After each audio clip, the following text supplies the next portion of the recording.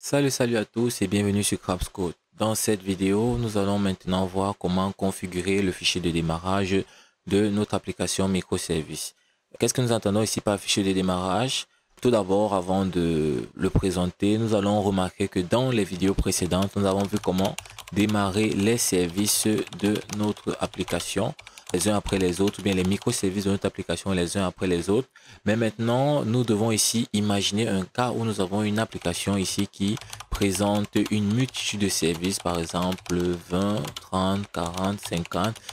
Ici, il devient maintenant il devient dès lors difficile ici de gérer le démarrage de ces services s'il fallait les démarrer un à un. Et c'est donc pour cela que nous avons pensé à une configuration assez particulière qui nous permettra ici de démarrer tous les services de notre application microservice ici à travers un seul fichier d'entrée. Voilà donc quelle sera l'utilité de notre fichier ici startup.js, le fichier qui représentera l'entrée de notre application, bien le fichier de démarrage de notre application, d'où le nom startup.js.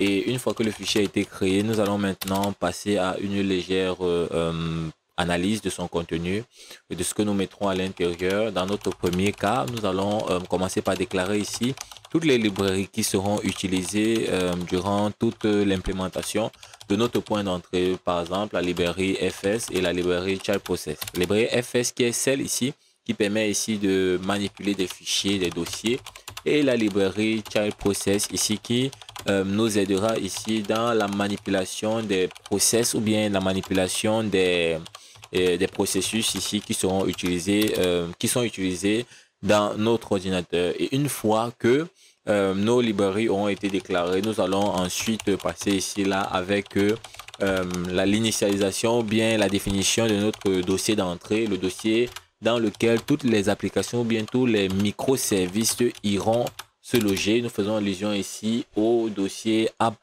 bien le dossier apps qui renferme ici toutes les applications de notre application microservice.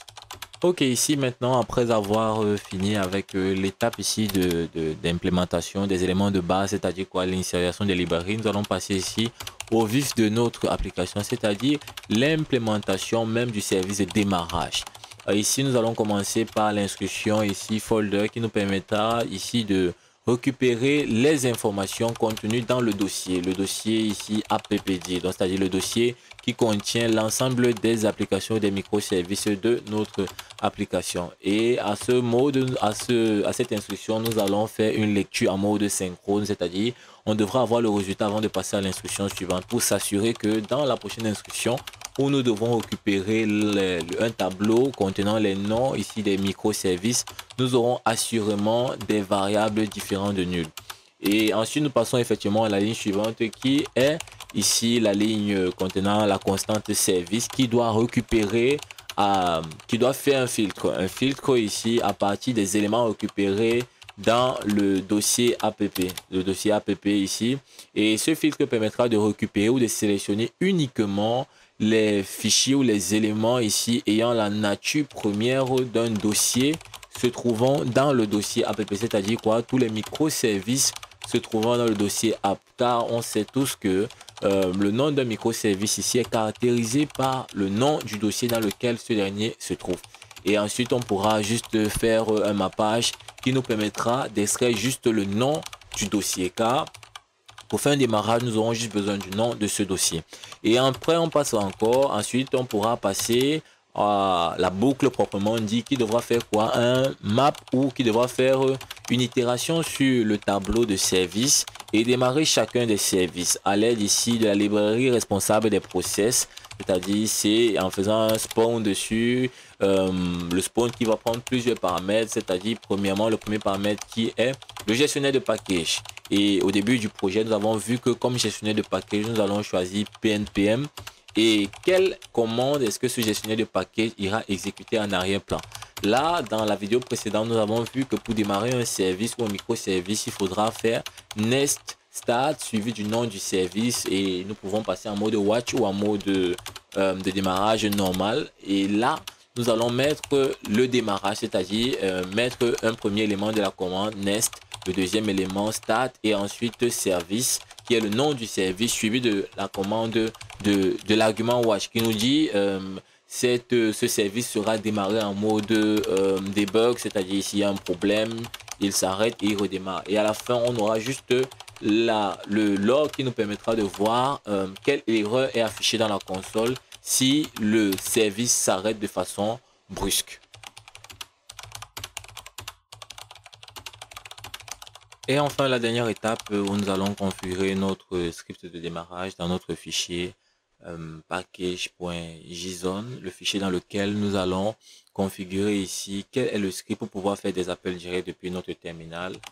Configurer ici un script par exemple qui permettra de dire start all, qui va démarrer ici tous les services de notre application.